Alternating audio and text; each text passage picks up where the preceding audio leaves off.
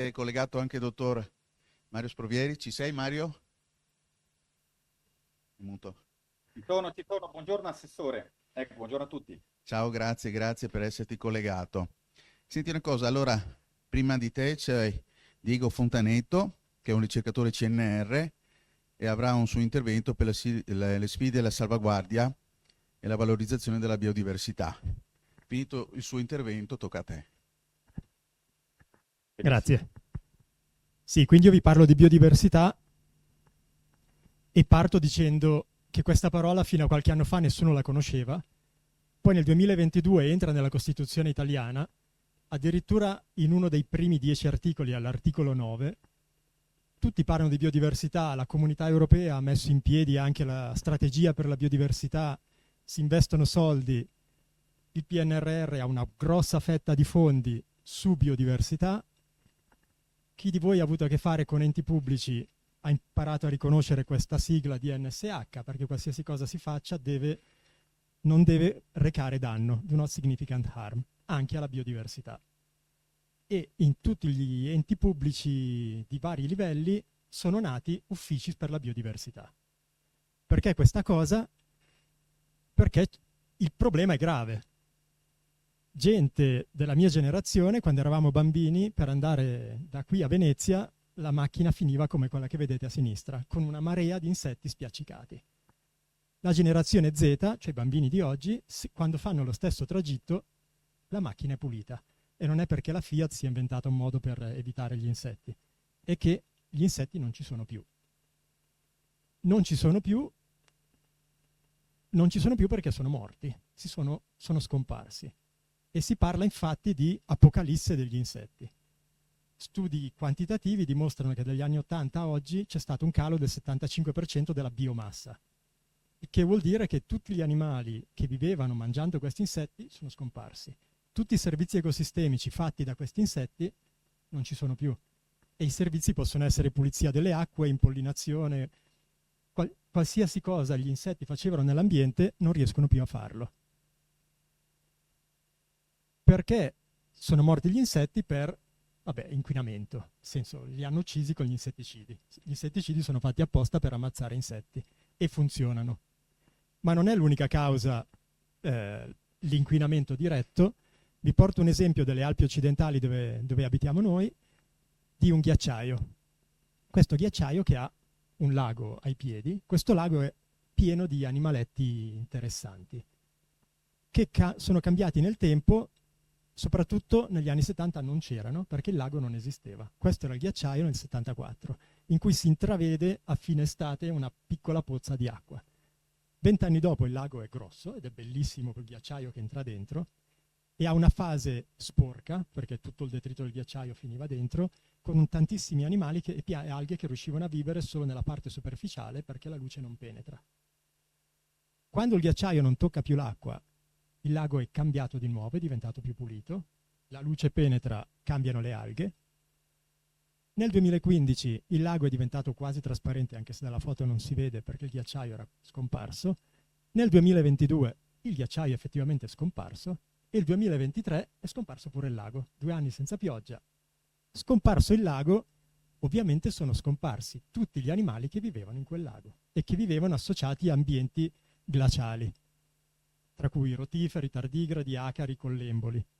E di alcuni di questi animali l'Italia ha tantissime specie che vivono associate a un ghiacciaio o a una montagna. Ce n'è uno di questi collemboli, l'animaletto in basso a sinistra, viveva sul ghiacciaio del Calderone in Abruzzo, scomparso il ghiacciaio, scomparso per sempre un animale che viveva solo in Italia. E questi animali sono forse gli unici che riescono a aiutare i muschi a trasferire granuli pollinici. Per cui non si sa bene come funzioni, ma forse tutta la comunità periglaciale dei muschi vive grazie a questi animali, che hanno bisogno del ghiaccio. Quando scompare il ghiaccio, scompaiono loro, probabilmente scompariranno anche i muschi.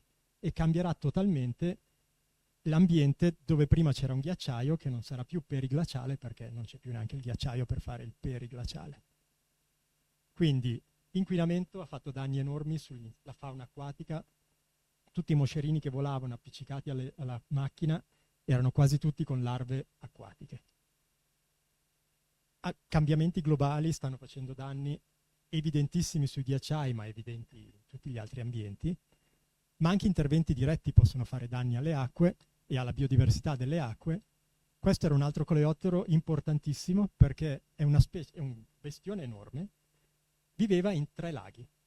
Era una specie unica con parenti che vivono in Lapponia, come diceva il nome, e poi c'era questa specie disgiunta, separata, tra Italia e Francia. Nel 52 mettono le trote, nel 54 l'ultimo insetto mai visto. Da allora le trote se li sono mangiati tutti, perché nei laghi in montagna delle Alpi occidentali le trote non ci sono. Quando le metti crei un favore alle attività di pesca o alla ricreazione turistica, ma un danno enorme all'ambiente, e in questo caso anche un danno erariale, perché questa specie sul mercato nero dei coleotteri attualmente vale sui 300-400 euro, le poche rimaste nei musei, e col tempo sarà sempre di più. Quindi ci sono tanti collezionisti che vanno a cercarla sperando di trovarle ancora, però non c'è più. E così sta succedendo per tutti gli insetti acquatici. Se guardiamo, non so se riuscite a leggere, ma qui c'è un 80%, praticamente dei vari gruppi di insetti con larve acquatiche, dal 40 all'80% delle specie sono o in calo o scomparse, o che non si vedono più negli ultimi 30 anni. Per dire che è estinta bisogna aspettare 50 anni, senza vederla. E sta succedendo per tantissimi di questi insetti. Ovviamente tutti questi avevano il loro ruolo nell'ecosistema, scomparendo le acque saranno molto diverse da quelle delle generazioni precedenti. Non solo biodiversità che scompare, ma anche biodiversità che arriva. Tipo questa, zanzara coreana, negli ultimi anni in Nord Italia diventa sempre più comune, purtroppo trasmette un po' di virus non proprio belli, e se vedete la data di pubblicazione di questa notizia, fine ottobre, a fine ottobre le zanzare di solito scompaiono, la zanzara coreana esce quando fa freddo, quindi ci ha peggiorato la situazione ancora di più rispetto a prima. Biodiversità cambia, ma come facciamo a studiarla? Ovviamente facendo il naturalista a vecchio stampo, andando in giro sul campo a raccogliere dati, che poi uno può rendere più belli, scientifici, con metodi quantitativi di descrizione della forma, o meglio ancora con DNA. Il DNA è comodissimo perché mi permette di prendere un qualsiasi organismo che io non conosco, qualsiasi dipendente delle varie ARPA, anche senza formazione, con una settimana di corso su come si usa il DNA, diventa in grado di riconoscere tutti i crostacei dell'acqua, tutti gli animaletti e tutte le piante che vivono in acqua, e la cosa funziona benissimo, tanto che lo si può fare anche con pezzi di organismi.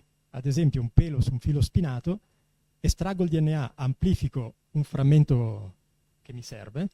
Questo procedimento costa 2-3 euro, quindi assolutamente economico.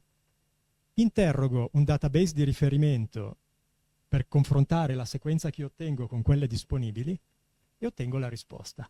E la cosa più assurda è che questo database di riferimento è l'utopia socialistica, perché tutto quello che viene prodotto di informazioni di DNA deve essere depositato su questo database, ed è finanziato e supportato gratuitamente per tutto il mondo dal governo americano.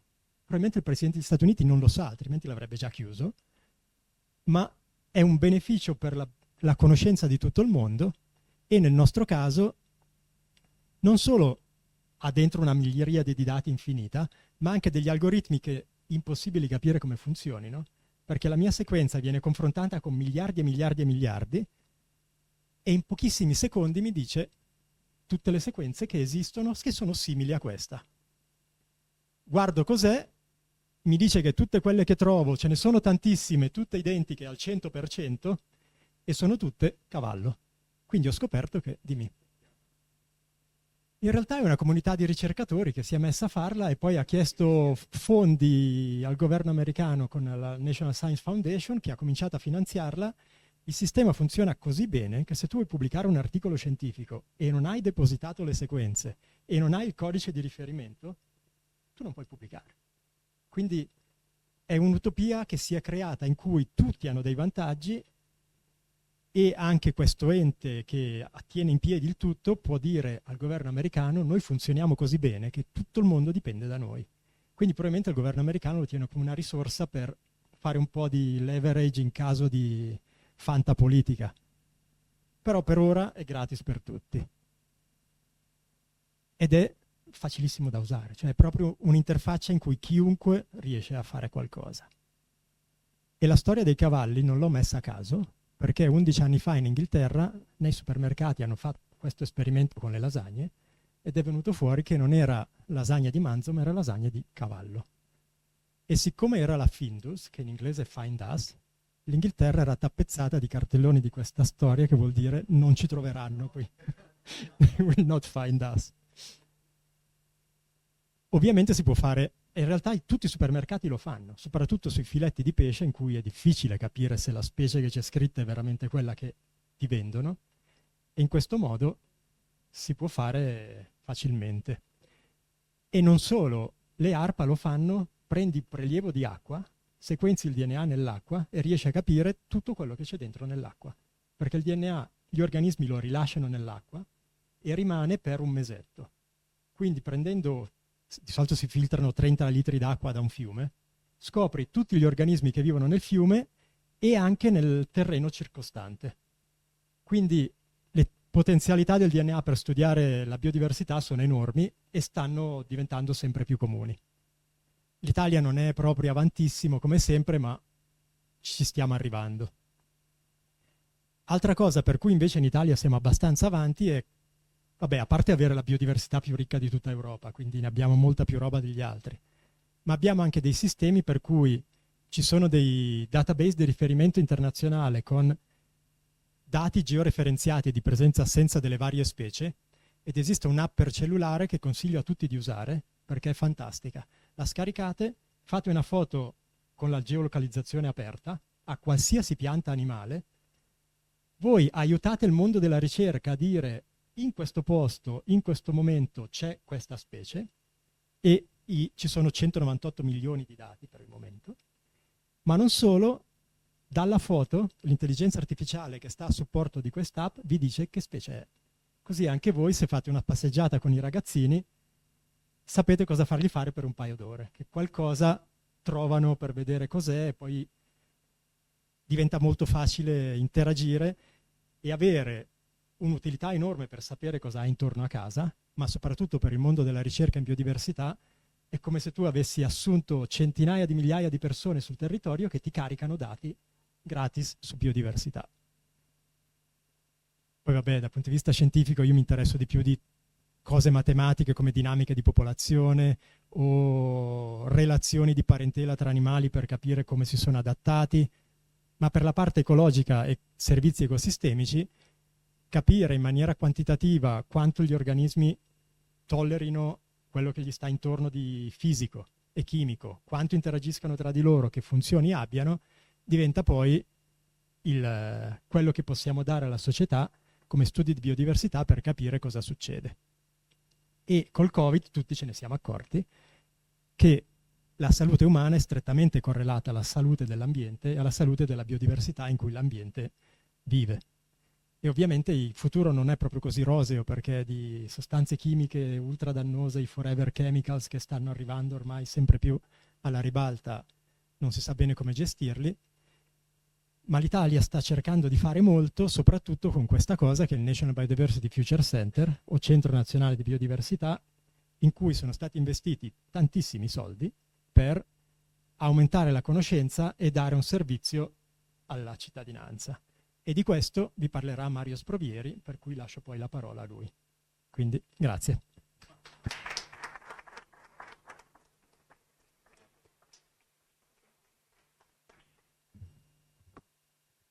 Grazie ancora per questo intervento.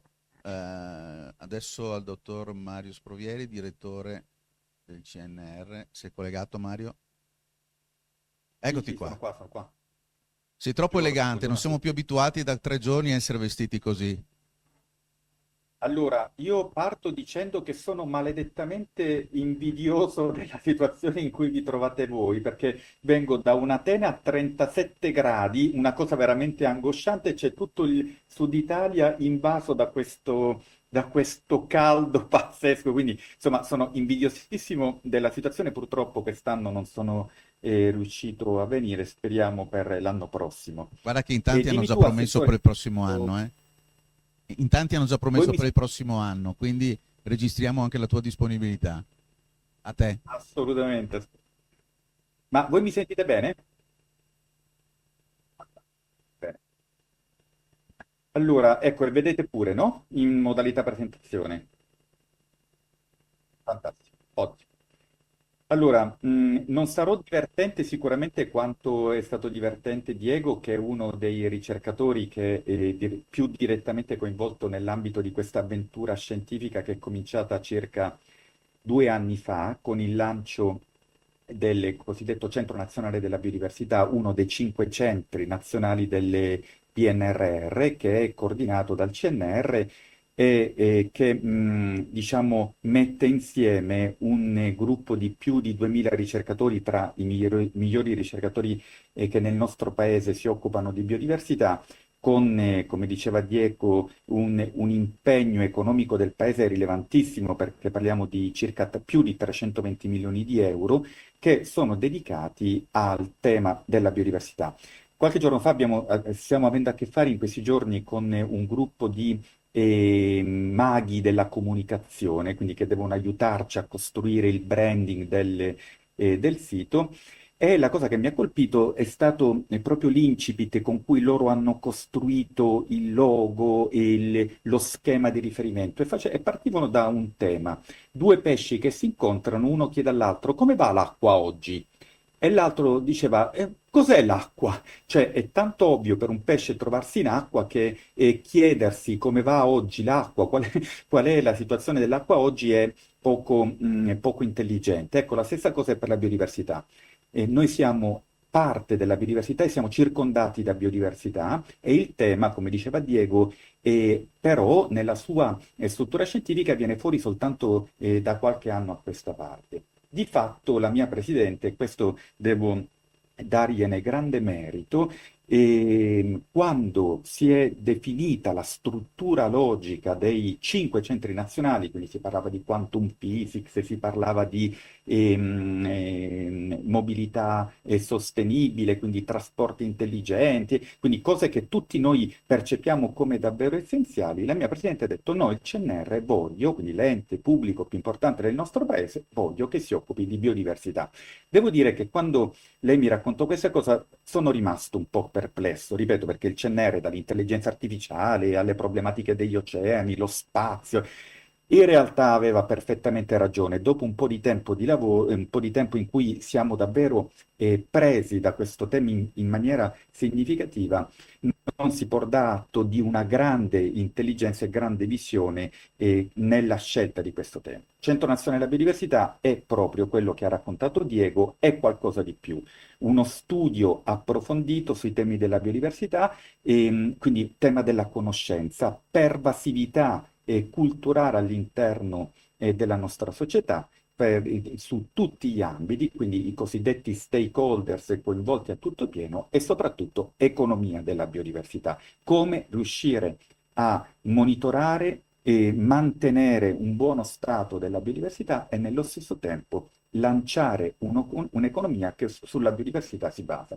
Quando io parlo di economia della biodiversità, le cose sono anche molto più vicine di quanto voi possiate immaginare. Oggi ci sono aziende che si occupano di moda e biodiversità, di farmaceutica, cosmoceutica, nutraceutica e biodiversità, a parte tutti i temi degli ecosistemi che regolano il clima, regolano la purezza dell'acqua, regolano la dimensione e la struttura di tutto il mondo del food. Quindi in realtà biodiversità è davvero un qualcosa che compenetra in maniera profonda le nostre società. Quindi lanciamo questo centro, come vedete sulla sinistra, 8 grandi gruppi di lavoro, quelli che si occupano, i colleghi che si occupano di biodiversità terrestre, biodiversità marina, biodiversità nella medicina, urban biodiversity, la biodiversità nelle città, e il gruppo di lavoro che si occupa di comunicazione, quindi la scienza della comunicazione nel mondo della biodiversità, e poi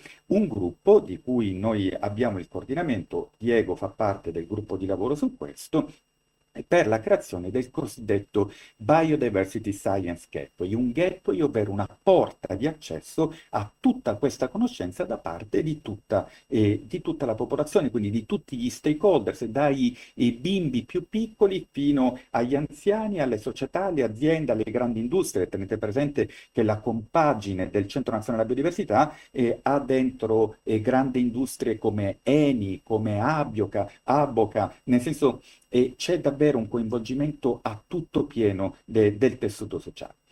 Oggi parliamo del gateway, quindi di questa casa, di questa eredità di tutto questo lavoro, perché a giugno 2026 questa avventura finisce, quindi le risorse finiscono, quello che rimarrà sarà questo gateway, la casa all'interno della quale continueranno a rimanere tutte le ricerche, quindi si farà tesoro delle ricerche che verranno fatte e si continuerà con strumenti nuovi, quindi oggi è la costruzione degli strumenti per il futuro. Quindi se da un lato c'è un tema di valorizzazione, quindi struttura funzionale del Centro Nazionale del National Biodiversity Future Center, dall'altra parte la necessità di creare azioni di formazione, sviluppo tecnologico e outreach a tutto pieno. E poi, ovviamente, interazioni con il comparto istituzionale, ISPRA, ARPA e organi di controllo del territorio non soltanto italiani, ma ovviamente anche europei, enti locali, e poi una relazione con l'Europa. Ripeto quello che ha detto già Diego, l'Italia è un hotspot di biodiversità in Europa, c'è un posto dove c'è tanta biodiversità e quindi abbiamo anche una responsabilità a tutto pieno di fronte all'Europa. Come siamo organizzati? Scusate, noi potremmo parlare per ore, però vorrei arrivare al nocciolo della questione. Siamo organizzati che il gateway sarà a Venezia. Venezia ha un ruolo chiave in questa avventura scientifica e non soltanto scientifica e coordina altri punti di accesso che vanno da Milano, Fano, Roma, Lecce e Palermo, che hanno specificità diverse. Lecce è più dedicata al mondo delle tecnologie del mare e delle tecnologie della biodiversità, Fano più dedicata ai temi della biodiversità marina, Roma ai temi della diversità terrestre, Milano ai temi delle arti star e dell'urban biodiversity, Palermo che tiene la sede, l'hub del Centro Nazionale della Biodiversità e che guarda i temi del Mediterraneo e della sponda meridionale dell'Europa. In più abbiamo Gaia Blu, il nostro vettore, la nostra nave da 82 metri che è dotata di sistemi di analisi, indagine della biodiversità del fondo marino, che è collegata online con questa rete di osservatori. Ovviamente questa distribuzione sul territorio ci permette di essere molto capillari in termini di coinvolgimento, engagement delle scuole, di comparti che sono distribuiti sul territorio, musei e fondazioni, NGO. Quindi io domani alle 12:30, adesso vi faccio ridere, ma diciamo è giusto per farvi capire che davvero è un aprire un ventaglio ad ampissimo spettro. Ho l'incontro con i capi degli scout nazionali che contano più di 200.000 ragazzi iscritti e che per noi sono delle straordinarie sentinelle della natura, per cui loro, andando nel bosco e utilizzando strumenti molto semplici come quelli che ha mostrato prima Diego, in realtà ci aiutano a monitorare lo stato della biodiversità con un livello di capillarità veramente particolare. Ma anche WWF, Legambiente, cioè tutto quell'insieme di stakeholders e di NGO, quindi organismi che stanno sul territorio, che monitorano la biodiversità e con cui vale la pena, è importante costruire delle relazioni proprio per avere uno spettro a tutto pieno. Ovviamente noi abbiamo un ambito di partenza che è quello della conoscenza, quindi la scienza della biodiversità, ma l'apertura è a tutto pieno. Dove sarà? Il gateway della biodiversità sarà posizionato all'interno della palazzina canonica Riva Sette Martiri, questo piccolo gioiello incastonato in una città straordinaria come Venezia, per cui il CNR ha messo proprio nel Consiglio di amministrazione di 2 giorni fa a disposizione 20 milioni di euro per una ristrutturazione integrale, uno spazio molto bello, ma anche attualmente non funzionale per attività di questo genere, che verrà ridefinito, quindi ristrutturato proprio per ospitare il Centro Nazionale della Biodiversità dal punto di vista fisico. C'è poi la costruzione, siamo in fase di costruzione e anche in fase di finalizzazione con un gruppo italiano molto importante che si occupa di attività di digitalizzazione di dati e di creazione di strumenti multimediali per offerte a ambiti e stakeholders diversi, la creazione di un portale digitale del gateway in cui verranno catalizzati e verranno impostati tutti i dati disponibili. Cioè, è la prima volta, quindi la sfida è importante, è la prima volta che tutti i dati legati alla biodiversità saranno presenti in un unico sistema di accesso.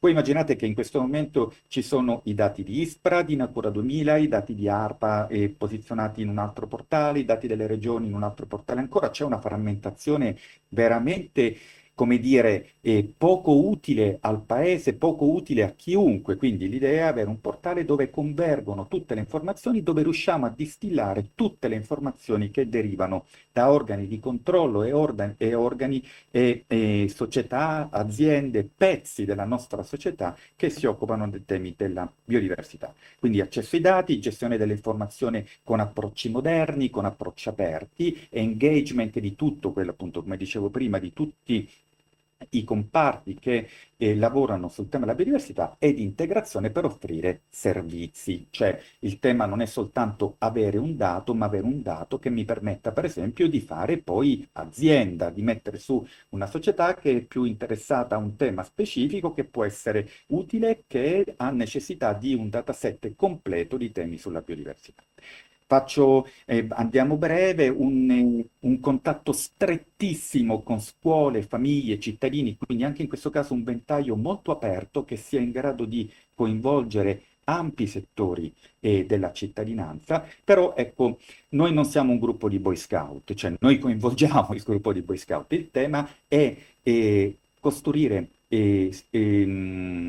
progetti pilota, quindi fare delle azioni pilota che poi ci permettano di proporre a livello ministeriale cambiamenti di programmi a livelli diversi lungo il percorso disciplinare delle varie scuole in cui il tema della biodiversità entri in maniera specifica. Come diceva anche qua Diego, l'articolo 9 della nostra Costituzione è stato modificato nel 2022 introducendo per la prima volta il tema della biodiversità e la necessità della tutela della biodiversità con l'articolo 41 della Costituzione.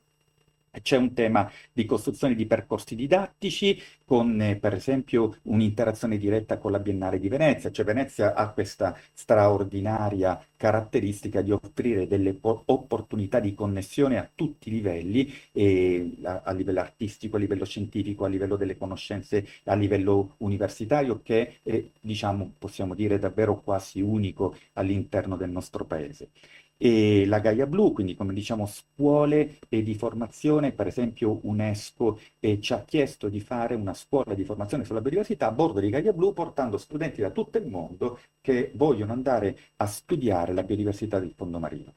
Formazione del corpo docente, quindi avremo un gruppo di 50 docenti che verranno, a cui stiamo offrendo una summer school dedicata, quindi con il riscontro anche utile per loro in termini di capacità e di miglioramento del loro curriculum e per imparare a strutturare corsi di biodiversità per ambiti diversi. E c'è un tema ovviamente nostro interno della comunità scientifica, non è bello dirlo, però ecco, la comunità scientifica generalmente affamata di risorse e quando finiscono le risorse da una parte si dedica a tutt'altro. Ecco, l'idea è quella di riuscire a mantenere questa rete molto stretta anche per il futuro, quindi anche a valle della chiusura del progetto, perché rappresenti davvero quella ricchezza che non chiude con i fondi del giugno, con la chiusura a giugno 2026, questa avventura scientifica così straordinaria. Quindi c'è un tema di coordinamento di tutta la comunità scientifica e un coordinamento della comunità scientifica con gli stakeholders, non soltanto istituzionali. Quindi noi proprio ieri abbiamo chiuso un bando per 150 PMI per cui sono state rese disponibili risorse per circa 15 milioni di euro per costruire progetti sui temi della biodiversità nelle forme più diverse. Devo dire, è straordinario vedere quanto ampio sia la possibilità, anche dal punto di vista economico, di utilizzo di informazioni, dati e interessi sui temi della biodiversità. C'è un tema di upskilling. E cos'è l'upskilling? Creare nuove start-up, creare nuove aziende da giovani che ricevono formazione da venture building, cioè sono queste grandi società che insegnano ai giovani a fare start-up e che avrà base su Venezia e che dovrà costruire attraverso business ideas che vengono lanciate, che verranno lanciate nei prossimi giorni, una sorta di talent nursery per innovazione e valorizzazione sui temi della biodiversità. C'è un tema molto delicato, questo è più di carattere istituzionale, la costruzione di un hub dedicato proprio alla biodiversità e alla gestione dello spazio marittimo. 2 giorni fa il nostro paese ha approvato e ha recepito la direttiva della Commissione europea per la definizione della direttiva interna sulla gestione dello spazio marittimo. Ecco, il Gateway sarà un hub all'interno del quale verrà gestito questa parte di lavoro. La gestione dello spazio marittimo comporta la definizione di usi, conflitti in aree strategiche. Immaginate la Laguna di Venezia, l'Adriatico settentrionale, ma qualsiasi ambito di mare ha bisogno di un'analisi che permetta di mettere insieme cose, settore del turismo, settore dell'oil and gas, settore della pesca. Ecco, come compaginare tutto questo e come rispettare la biodiversità. Il Gateway sarà una casa per questo.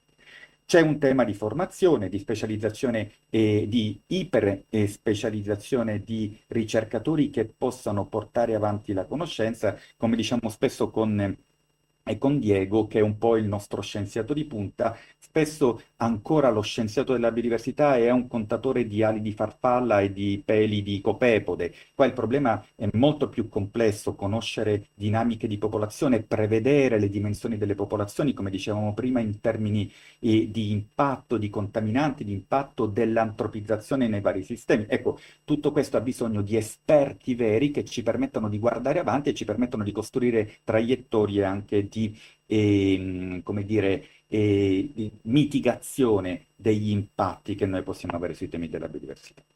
E poi ovviamente questo è molto nostro, un lavoro di networking e di creazione di azioni congiunte con le mission europee, in particolare quelle dedicate all'ambito marino, all'ambito dell'acqua interna e all'ambito del food. Ecco, Venezia ha una vocazione internazionale, è un salotto diplomatico internazionale, quindi il posto più adeguato per creare connessioni ed essere riferimento per la parte europea.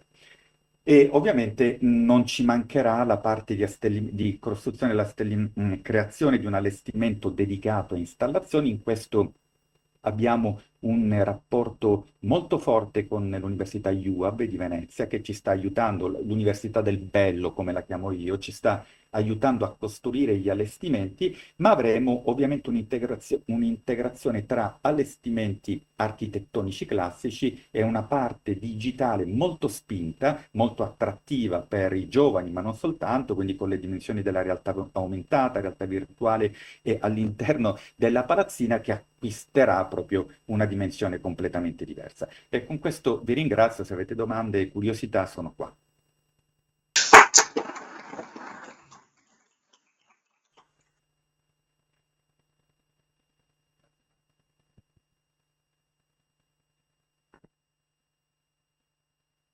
Grazie Mario per l'attenzione che ci hai dedicato, soprattutto un ringraziamento non solo a te, ma anche, come hai già ringraziato più volte nel tuo intervento, anche il dottor Fontanetto, che è stato molto chiaro ed incisivo nella presentazione. Forse quella parte invisibile che invece è funzionale dovrebbe essere invece più visibile da parte di tutti e conosciuta, perché se c'è una biodiversità c'è anche un piccolo ecosistema, un piccolo equilibrio, appunto perché è in equilibrio, che deve essere tutelato e non deve essere annientato con atteggiamenti anche banali e fatti anche in buona fede. Mi ha colpito molto la dimensione di quei ghiacciai, di quel ghiacciaio, praticamente non esiste più, quindi oltre che gli animaletti, un ghiacciaio, no? Quindi è sparito molto di più che una biodiversità. e questo fa capire nella sua dimensione anche tutto quello che può succedere a valle, nei fiumi, nelle sorgenti e quant'altro. Sono contento che tu abbia annunciato anche qui la costituzione di questo centro della biodiversità che il tuo Consiglio nazionale ha voluto comunque portare nella nostra città, e quindi è ancora intelligenza, scienza che arriva in città, e speriamo che questa venga utilizzata il più possibile, quindi grazie ancora. Se ci sono delle domande da fare, visto che le abbiamo qui tutte e due. Riflessione solo che è un gran peccato, no, semplicemente è un gran peccato che i nostri ragazzi i ragazzi giovani dell'università stiano arrivando nel pomeriggio e che quindi non abbiano potuto fruire di queste belle presentazioni, e quindi spero che si possano un attimo sedere con il dottore per scoprire un po' della biodiversità fuori, perché in questo momento loro stanno salendo e insieme ai colleghi stanno un po' guardandosi in giro, quindi spero insomma che ci sia un bel dialogo dopo. Grazie Francesca. Grazie. Allora, è stata una giornata impegnativa, Mario, perché siamo collegati a 14.000 km con gli amici cinesi. Invece adesso qui chiamo Francesca Vianello, che fa parte dell'ufficio Europe Direct, quindi è una giornata che è dedicata un po' anche all'internazionalità di questo evento, cioè non solo quello che facciamo noi all'interno del nostro territorio con realtà come quelle del CNR, come quelle dell'università, come quelle stesse del CAI, con quelle dell'UNESCO, ma anche con esperienze diverse. Quindi lascio la parola alla dottoressa Francesca Vianello, che ricorda anche cos'è l'ufficio e chi rappresenta, pur essendo all'interno della nostra struttura amministrativa, però la rappresentanza è molto più grande. Grazie Francesca. Grazie all'assessore De Martin, ringrazio per la collaborazione che ha portato il mio ufficio qui per il terzo anno consecutivo. Crediamo molto in questa collaborazione, è l'incontrarsi di realtà e di know-how e di esperienze e di provenienze diverse che è il valore aggiunto dell'iniziativa che si svolge qui in questo posto anche così originale. Tralascerò, se non negli ultimi momenti finali, minimo la descrizione del mio ufficio. Semplicemente mi presento per chi non mi conosce, sono la responsabile del servizio Europe Direct Venezia Veneto del Comune di Venezia. Europe Direct Network europeo di informazione alla cittadinanza all'interno della DGCOM, della Direzione Comunicazione dell'Unione Europea, della Commissione Europea. Quindi fungiamo da ripetitore dei messaggi dell'Unione Europea alla cittadinanza suddivisa per i vari target e viceversa in una comunicazione a due vie. Ho citato la nostra direzione, la DGCOM, perché quest'anno ci vorremmo concentrare nella descrizione odierna su un'altra direzione, la DG Mare, la direzione degli affari marittimi e legati alla pesca. Le direzioni sono una sorta di ministeri della grande organizzazione della Commissione Europea, dell'Unione Europea.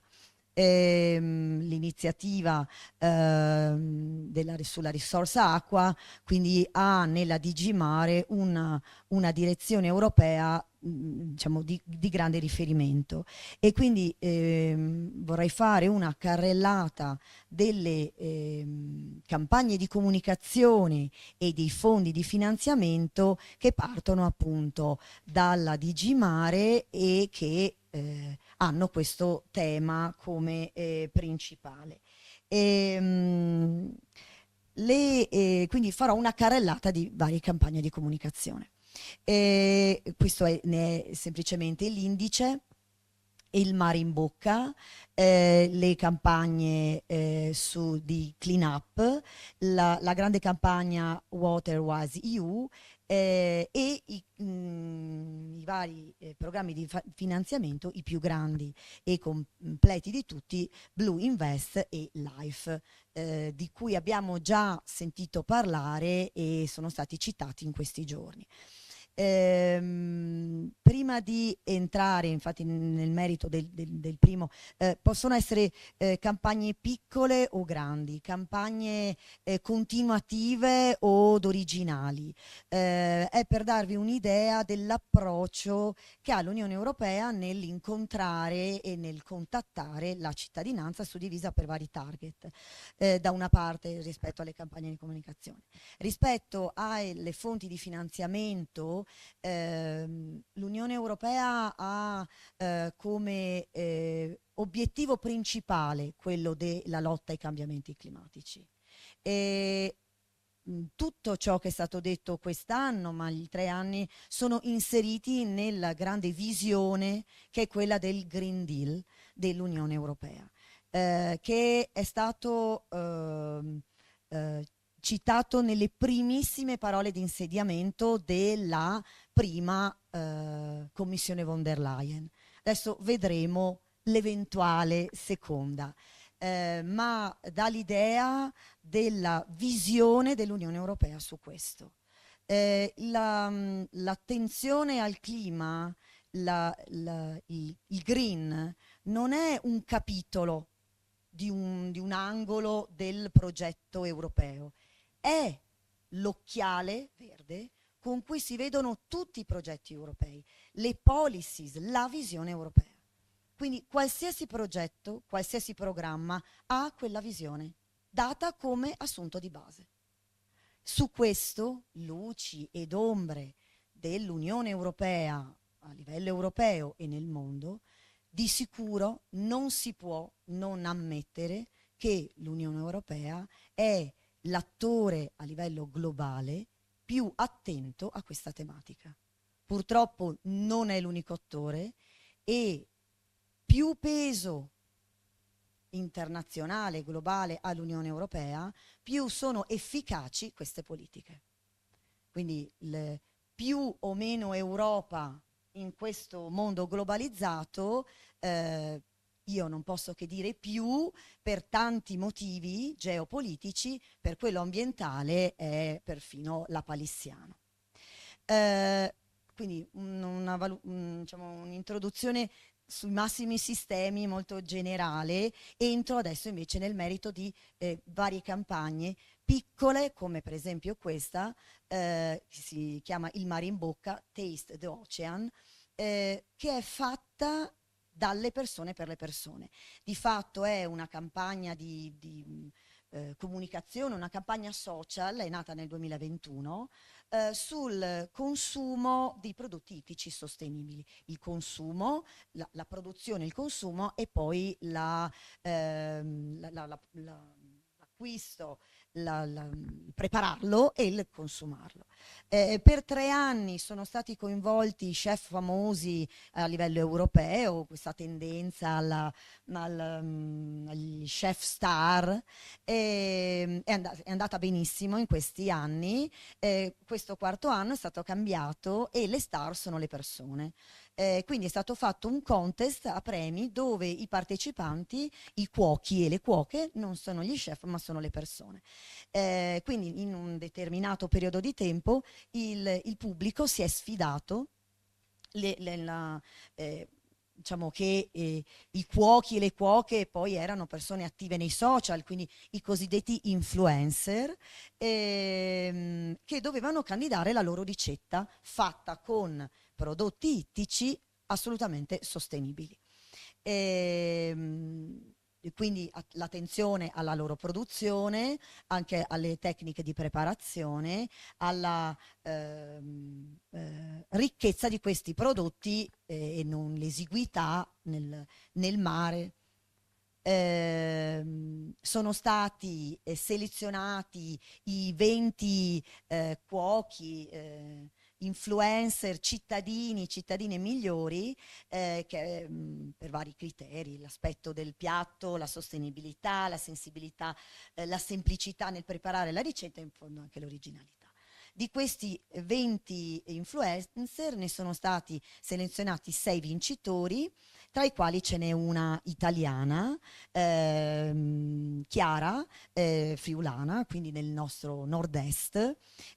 Non entro nel dettaglio degli altri, vedete alcune foto, queste foto le hanno fatte i ragazzi. Il primo piatto è quello della nostra Chiara, che ha fatto una specie di spaghettata allo scoglio, però con un'attenzione appunto alla sostenibilità. E le persone hanno vinto dei buoni per mangiare al ristorante e per comprare dei prodotti ittici, quindi cose molto semplici.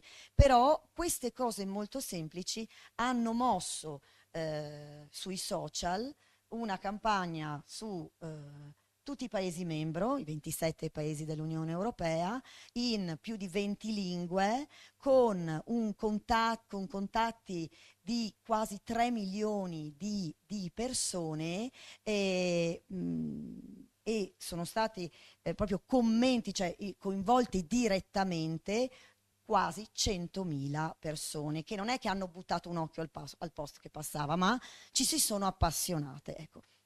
Questa è una campagna piccola, questa è una campagna grande, che non è solo social, che non è solo diciamo una meteora, insomma, ma è quindi anche fisica, ed è il progetto EU Beach Cleanup. Quindi i progetti di cleanup, qui è chiamato beach per fare subito riferimento all'aspetto marino, ma in realtà è estesa a tutti gli ambiti acquatici in particolare, ma non solo, quindi i laghi, i fiumi, le aree cittadine per i cittadini. In realtà la campagna è globale perché è della Commissione europea, ma ha il coinvolgimento anche delle Nazioni Unite, quindi non si limita ai 27 Paesi membri. Sì, il periodo che si individua è quest'anno, ma ogni anno nel periodo da giugno a ottobre, quindi la lunga estate mediterranea, e ha il culmine nel 20 settembre, che è considerata a livello mondiale il World Cleanup Day, per chi non lo sapesse. L'azione ovviamente è di pulizia di un'area attraverso il volontariato. Mi ricollego dal macro al micro, e la ginnastica è sempre fondamentale, ciò che citavano le mie colleghe proprio ieri sulla gestione e il coordinamento e l'ottimizzazione di queste azioni, che poi sono belle, sono spontanee, sono dalla scuola alla classe al condominio, ma bisogna farli in maniera coordinata, farli e raccoglierne i dati. Questi sono dei numeretti del 2023 a livello globale, più di 500 eventi rispetto all'anno prima, una crescita esponenziale di numeri oggettivi. I paesi superano i 27 dell'Unione Europea, direi si arrivano a una grande Europa, un po' quella del Consiglio d'Europa. Appunto la polizia è stata nei luoghi più disparati, perché si va anche nelle periferie delle città, e sono stati coinvolti quasi 50.000 partecipanti attivi, cioè che rancuravano le scoasse, non tutto l'indotto, perché poi ognuno poi torna a casa e ha il suo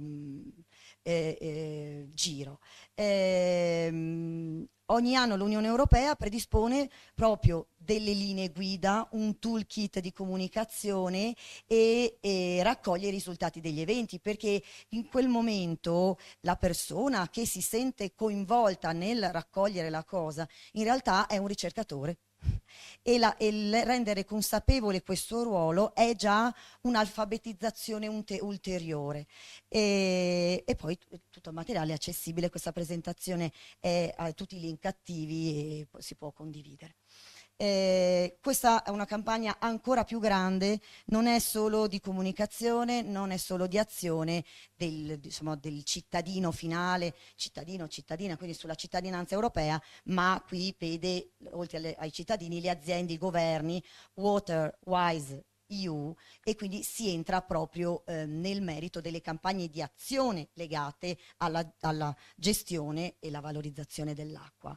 Il periodo è quello a ridosso, è stata lanciata alla fine di maggio e dura sempre il periodo estivo, ed è stata lanciata in occasione della Settimana Verde. Ogni organizzazione può partecipare con i suoi eventi locali, e quindi il concetto è sempre: c'è una campagna a cappello e ci vuole un momento di attivazione del soggetto decentrato, che può essere il cittadino, l'associazione, l'organizzazione, la città, l'ente, che lo inserisce in un sistema, perché se no siamo zattere nel mare. Invece il concetto è di fare rete, che per noi è il modo, è la nostra natura, insomma, da quella dei piccoli Europe Direct a quella delle nazioni che sono unite dentro l'Unione Europea. E quindi il cittadino, entrando in questa grande mappa georeferenziata, può vedere l'evento o l'iniziativa più vicina a sé, dove andare a partecipare, ma lo dico perché qui ci sono anche le entità organizzatrici, c'è un momento di impegno di collegare, inserire. Se non è inserito, non c'è. Queste sono altre ulteriori opportunità, collego, di comunicazione. I progetti finanziati, il FEAMP è il Fondo Europeo per le azioni marittime e legate alla pesca, e era quello, il settennato, questi sono i finanziamenti, il settennato 2014-2020 si chiamava FEAMP, il 2021-2027, che è il settennato, il framework di finanziamento, 1,8 miliardi di euro dati dall'Unione Europea a livello dei 7 anni, il FEAMPA per acquacoltura. Le occasioni di comunicazione legate a questi progetti, io li ho messi tutti e due, sia quello del settennato precedente che di questo settennato, sono le buone prassi. Cioè i progetti hanno una natura ed è positivo prendere dei finanziamenti da questi, ma hanno un'altra ricaduta nella comunicazione, perché le prassi e i video di comunicazione, qui ci sono degli esempi, sono tutti attivi, faccio un progetto ed è positivo, me lo cofinanziano ed è molto positivo, se lo comunico e lo condivido con la gente ha un terzo effetto moltiplicatore che a me come ufficio di comunicazione interessa. Poi c'è una campagna che è in preparazione, che sta partendo, che è la campagna Eroi del Mare, dove non è necessario essere il vecchio del mare, ma le piccole storie, esperienze del pescatore piuttosto che del ricercatore. Sto pensando a Mitilla, che sto collegando i puntini, che possono diventare dei veri testimonial naturali che fanno il giro dell'Europa e il giro del mondo. E poi le campagne legate l'acquacultura sostenibile. Qui ovviamente c'è l'innovazione e la ricerca, perché poi le DG sono tante, c'è la DG Clima, la DG Mare, la DG Ricerca, tutte le direzioni che poi si incastrano tra di loro. Le altre occasioni di comunicazioni sono gli European Day, in particolare quelli in My Country. Per capirci, l'incontro fatto all'Arsenale alla fine di maggio in collaborazione tra il CNR ISMAR e lo Europe Direct e la città di Venezia è, se si va nella mappa degli European Maritime Day in My Country, nella grande mappa iterativa dell'Unione Europea, Venezia, si clicca, trink, c'era quell'evento lì. Un conto è fare le cose e farle nelle segrete stanze, un conto è condividerle tra tutti. E gli ultimi due sono gli EU for Ocean Calls, sono delle campagne per i giovani da soli, cioè in autonomia, o giovani con le scuole. Le call sono sempre entro la fine di aprile e maggio e ci sono ogni anno. Le classi o i giovani si possono inserire in un contesto. Quindi penso una cosa, mi attivo, posso candidarmi individualmente, la call per gli Young Ocean Advisors, oppure le loro classi, le loro scuole. E quindi non solo i cittadini in senso generico, ma specificatamente i giovani, che sono tra i 16 e i 30 anni, in alcuni contesti anche 35, e invece le scuole. Qui lascio le opportunità, la carrellata di opportunità legate alla comunicazione dei progetti del mare, ma entro dentro a quelle invece di investimento vero e proprio, quindi sono tutte sempre comunque inserite dentro al piano, il quadro di finanziamento, il settennato 21-27 e PNRR, quindi le due grandi fonti di finanziamento dell'Unione Europea, che ricordo essere sempre ottenute con quell'1% che ogni Stato membro dà all'Unione Europea, che si riprende indietro. Blue Invest, quindi appunto l'iniziativa della Commissione Europea, l'iniziativa di finanziamento del FEAMPA, quindi le politiche marine, della pesca e dell'acquacultura rispetto all'anno precedente.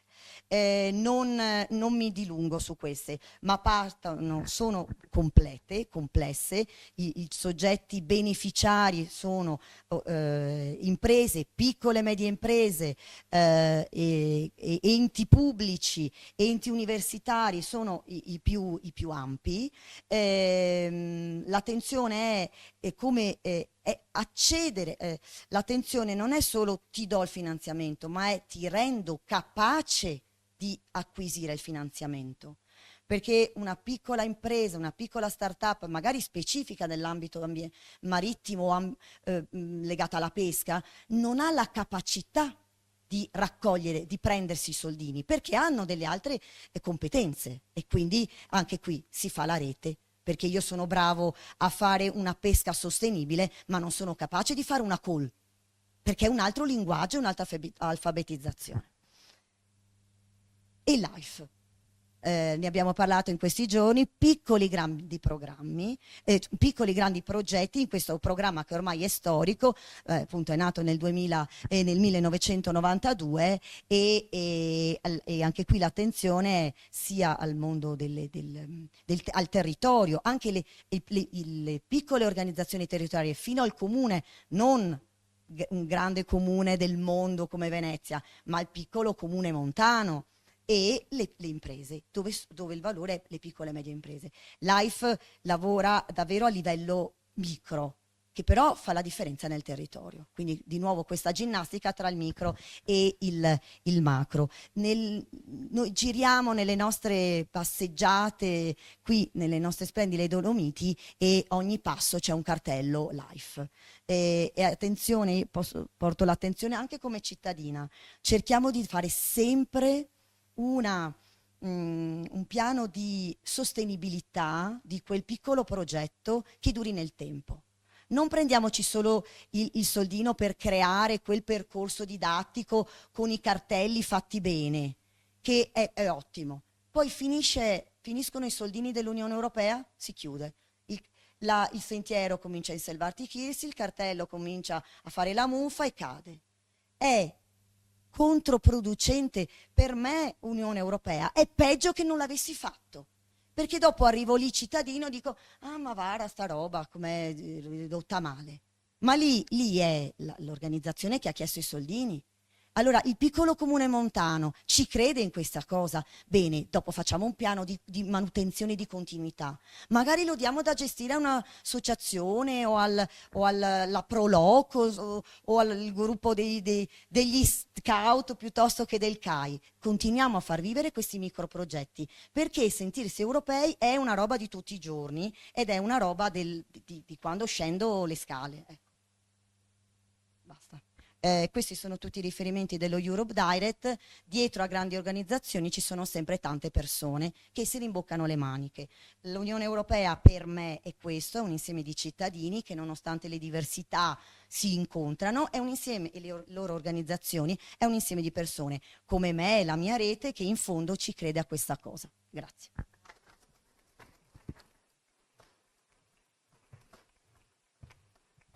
Grazie Francesca. Soprattutto perché so che hai anche una forte attività non solo di gestione dei progetti, ma anche all'interno delle scuole di divulgazione. Quindi la presenza anche di questa realtà è proprio in mezzo alla cittadinanza in tutte le sue forme. Grazie. Vediamoli da presto, come dice il CNR. Prima è meglio. Grazie. Bene, adesso facciamo break a pausa a pranzo, ci ritroviamo alle ore 15. Grazie ancora.